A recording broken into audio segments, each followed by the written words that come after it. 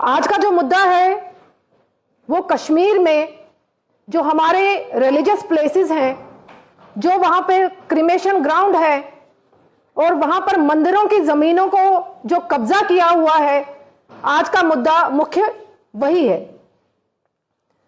हमें उम्मीद थी कि पिछले 11 महीने सरकार को बने हुए और शायद सरकार इस तरफ ध्यान देगी और सरकार इस पर कोई कदम उठाएगी, मगर पिछले 11 महीने में हमें कहीं नहीं लग रहा कि मुख्यमंत्री जी इसके बारे में कोई ध्यान दे रहे हैं।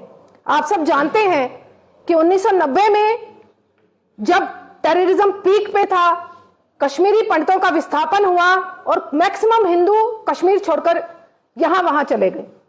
जितनी भी रिलीजियस प्लेसेस थी वहां पर किन लोगों ने कब्जा किया, किन लोगों ने मंदिरों को जला दिया, किन लोगों ने क्रिमेशन ग्राउंड तक नहीं छोड़ी जहां पर उन्होंने कब्जा ना किया।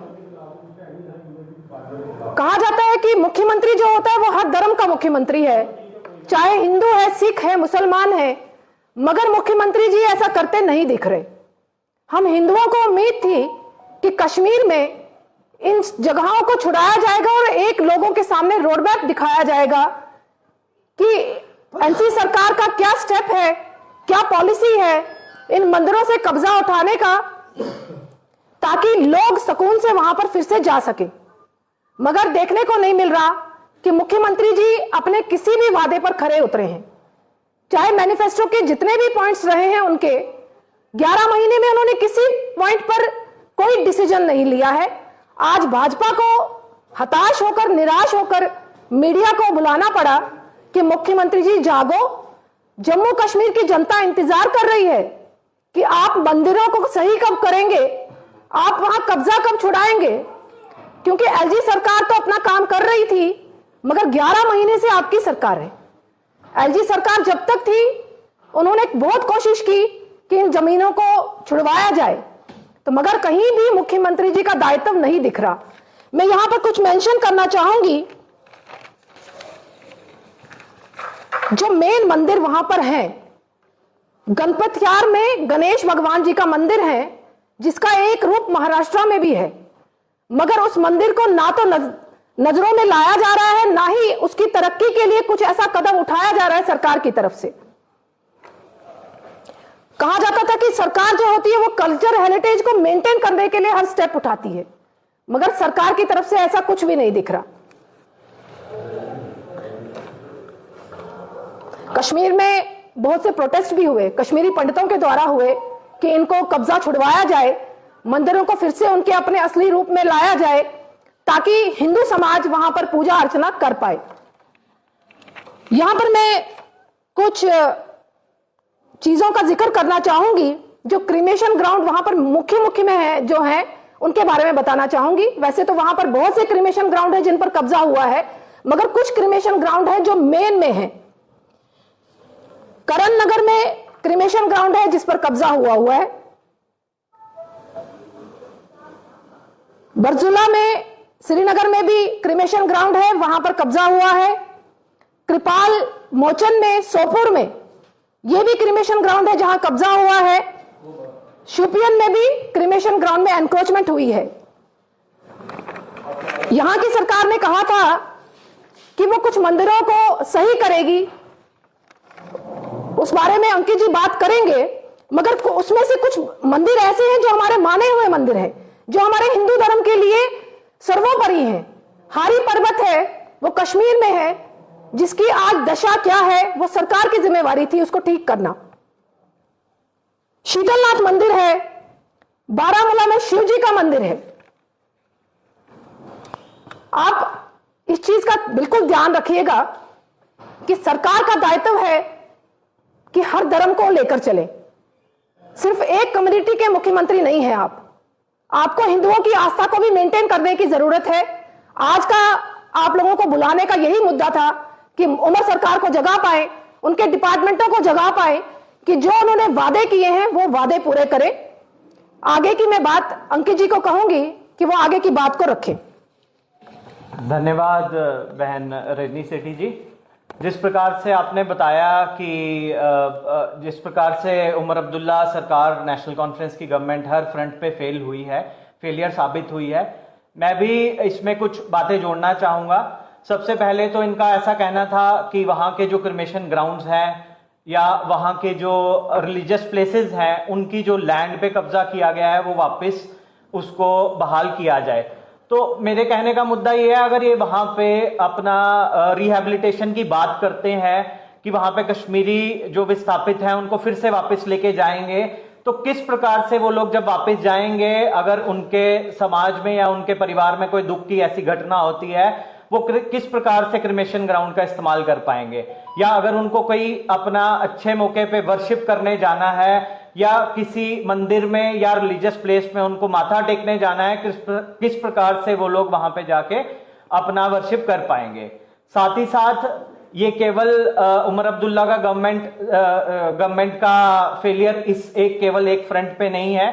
उनके मैनिफेस्टो में जितने भी वादे किए गए थे वो टोटल फेलियर साबित हुए हैं।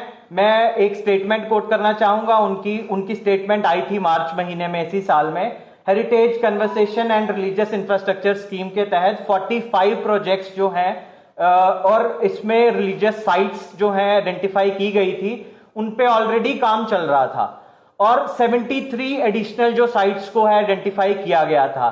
क्या वो इस बात का उनकी गवर्नमेंट जवाब देगी कि क्या उस पे आगे क्या काम हुआ है? ये 45 जो थी साइट्स जिस पे ऑलरेडी काम चल रहा था उसकी क्या आगे प्रोग्रेस है, और जो 73 साइट्स एडिशनल आइडेंटिफाई की गई थी उसकी क्या आगे रणनीति तय की गई है।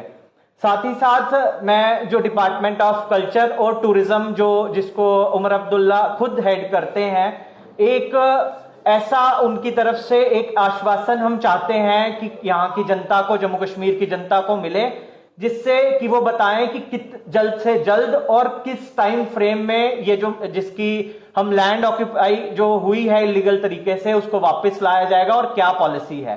साथ ही साथ इनके जो नेशनल कॉन्फ्रेंस का जब मैनिफेस्टो आया था लास्ट ईयर इनकी गवर्नमेंट यहाँ पे बनने से पहले इलेक्शन टाइम में, उसमें एक क्लियर कट बिल की बात की गई थी। टेंपल और रिलीजियस प्लेसेस श्राइन्स का बिल था और इस बिल पे क्या काम हुआ है, क्योंकि उसमें क्लियर कट लिखा था कि ये बिल जो है असेंबली में आएगा। जब हमारी सरकार यहाँ पे आती है हम असेंबली में उस बिल को लाएंगे और जो वापस से जो टेक केयर है वहां के टेंपल्स की, उनके असली जो लोग हैं उनको सौंपेंगे।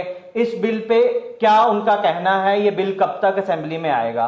साथ ही साथ मैं ये भी आपको फिर एक बार आपके माध्यम से जनता को क्लियर करना चाहूंगा कि ये जो फेलियर की बात अगर हम कर रहे हैं, ये यहाँ के केवल कोई पॉलिटिकल, इसमें कोई एक पॉलिटिकल पार्टी की बात नहीं है। यहाँ के लोकल जो लोग हैं उनके रिलीजियस सेंटिमेंट्स की बात है। यहाँ के लोकल जो लोग हैं उनकी आस्था की बात है, उनकी आस्था का प्रतीक है। तो मेरा ये मानना है कि इस पे जल्द से जल्द काम होना चाहिए और जो भी इलीगल एनक्रोचमेंट की बात जैसे बहन रजनी जी ने की है उस पे जल्द से जल्द काम होना चाहिए और इनका आगे क्या फर्दर प्लान है ये पब्लिक के सामने, पब्लिक डोमेन में आना चाहिए। मैं डॉक्टर प्रदीप जी से रिक्वेस्ट करूंगा कि वो आगे अपनी बात रखें।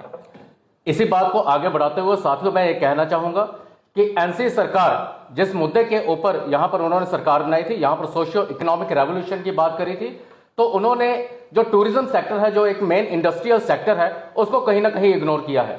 जहां पर एक तरफ एलजी साहब ने यहां पर टूरिज्म को इंडस्ट्री के तौर पर लेने की बात की थी और इन्होंने भी अपने बजट में ऐसी बात रखी थी, लेकिन ऑन द ग्राउंड लेवल ऐसा कुछ नहीं दिख रहा है। और जहां पर हम बात करें कि हमारा पूरे जम्मू कश्मीर में जो है ऐसे धार्मिक विरासतें जो है वो पूरी भरी हुई हैं, चाहे वो हिंदू हो, चाहे वो मुस्लिम श्राइन्स हो, चाहे वो सिख श्राइन्स हो, चाहे वो जम्मू खिता हो, चाहे वो कश्मीर खिता हो।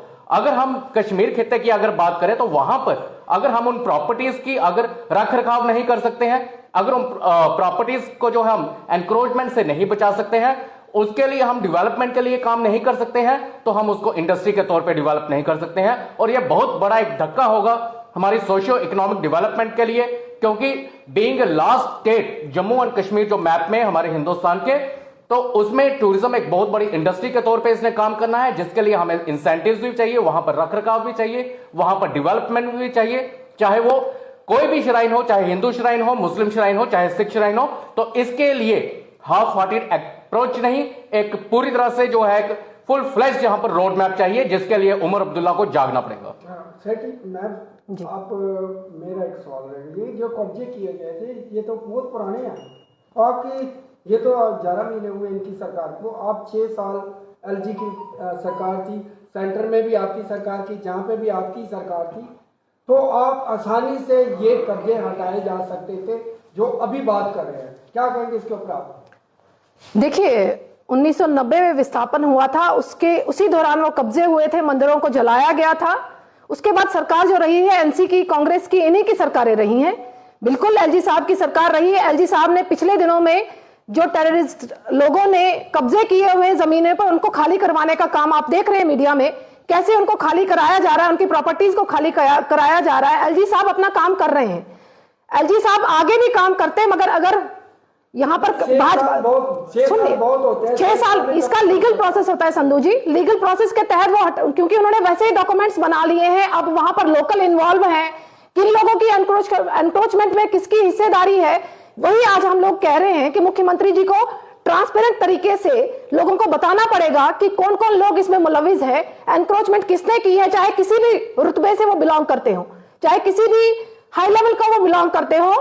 हमें मुख्यमंत्री जी से उम्मीद है कि वो जल्द से जल्द ये एनक्रोचमेंट हटाएंगे, इन क्रिमेशन ग्राउंड को फ्री करेंगे, ताकि हिंदू वहां पर महफूज समझे और जल्द से जल्द हमारे कश्मीरी पंडित समाज कश्मीर जा पाए। यूटी है जी, बिल्कुल यूटी है, पूरा राज्य है नहीं। एलजी चाहे तो कुछ भी कर सकते हैं उनके। संधू जी ऐसा नहीं होता कि एलजी चाहे तो कुछ भी कर देंगे। सारे डिपार्टमेंट मुख्यमंत्री जी के पास हैं, एलजी के पास ओनली पुलिस प्रशासन है। मुझे लगता है पुलिस प्रशासन के थ्रू ये कब्जे नहीं हटाए जाएंगे, ये लीगल वे से हटाए जाएंगे। मुख्यमंत्री जी को ट्रांसपेरेंट तरीके से इसको हम सबके सामने लाना पड़ेगा, कौन कौन इसमें इन्वॉल्व है। आपने कहा कि कश्मीरी फैमिलीज जो है वो दोबारा वापस जानी चाहिए, मगर आज भी कुछ ऐसी कश्मीरी फैमिलीज में वो कहते हैं कि हम वहां वापस नहीं जाएंगे। देखिए वैसा माहौल बनाने की जरूरत है, वो किसका काम? वो मुख्यमंत्री जी का काम है। वहां विश्वास बहाली की जरूरत है। आप ऐसी सिचुएशन में भेज देंगे और कश्मीरी पंडित रह लेंगे। अब सबसे पहले जैसे हम लोगों ने कहा कि एनक्रोचमेंट हटा दीजिए, लोग समझेंगे कि कल को उनके यहाँ कोई ऐसी एपिसोड होता है तो कहां दाह संस्कार करेंगे? क्रिमेशन ग्राउंड नहीं होगा, मंदिरों में पूजा नहीं कर पाएंगे तो उनको अपना माहौल नहीं लगेगा। इस कारण पहलगाम बाइफल में जब आतंकी हमला हुआ उसके बाद कई लोग जो है वो कश्मीर घाटी नहीं जाना चाहते, वहां का माहौल देखकर कि हम वहां पर सेफ नहीं है, हमारे बच्चे जाएंगे। टूरिज्म की बात करें तो आप जानते हैं कि आप उस पर क्या कहेंगे आप? नहीं, ऐसा नहीं है कि लोग जाना नहीं चाहते, मगर इनके जो एमपी हैं उनके बयानों के कारण नहीं जाना चाहते होंगे। इनके एमपी कहते हैं कि जो टूरिस्ट आते हैं वो कल्चरल इन्वेजन करते हैं। कहने का तात्पर्य यह है, एक तरफ आप टूरिज्म को बुला भी रहे हैं, दूसरी तरफ उनको कह रहे हैं कि हमारे जम्मू कश्मीर के कल्चरल इन्वेजन कर रहे हैं। तो यह सवाल खड़ा होता है कि क्या इनकी मंशा कश्मीरी पंडितों को लाने की है या सिर्फ ये एक नारा है जो सिर्फ वोट बटोरने के लिए है? मैडम जी, जिस तरह से 370 और 35 हटा था, उस समय यह दावा किया गया था कि हम सम्मान के साथ कश्मीरी पंडितों को वापस लेके गए। वापस तो गए नहीं, उल्टा वापस आ गए। बिल्कुल नहीं, ऐसा नहीं है कि वो वापस आ गए हैं। केंद्र सरकार लगातार कोशिश कर रही है, जबकि मुख्यमंत्री जी का भी दायित्व बनता है। आप देख रहे हैं कि मुख्यमंत्री जी सिर्फ स्टेटहुड का रोना रो रहे हैं। मुख्यमंत्री जी किसी और इश्यू पर डिस्कस ही नहीं करना चाहते। कल भी वो अपनी जो उनके साथ पीए हैं, शायद एडवाइजर हैं, उनकी तनख्वाह को लेकर रो रहे थे, कभी बिजनेस रूल को लेकर रो रहे हैं। तो मेन मुद्दों से डाइवर्ट करके वो अपनी नाकामी को छुपाने का काम कर रहे हैं। मुझे लगता है कि जनता जवाब मांग रही है कि आप हर इश्यू पर क्या कर रहे हैं, जवाब दीजिए। मैडम जी, बीजेपी चाहती है कि पूर्ण राज्य मिले कि नहीं मिले? बिल्कुल चाहती है, मगर सही समय पे मिले। जब हमें लगेगा कि लोगों के लिए सही समय है तो हम स्टेटहुड बिल्कुल चाहते हैं। ओके मैम, धन्यवाद। Thank you.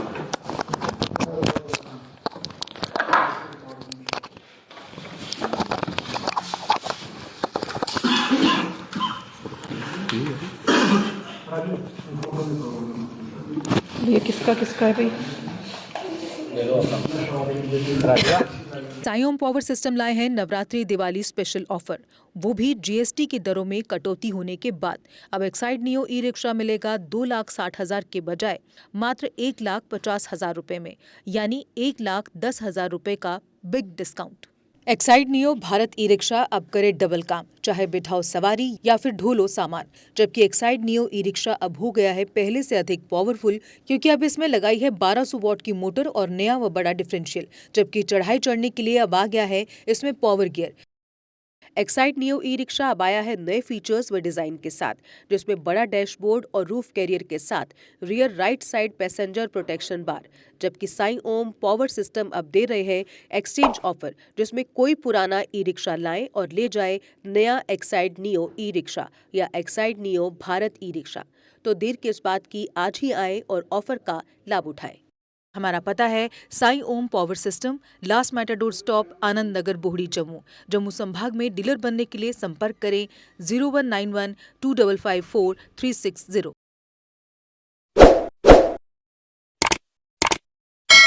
जम्मू कश्मीर की खबरों के लिए जुड़े रहिए JK अपडेट के साथ।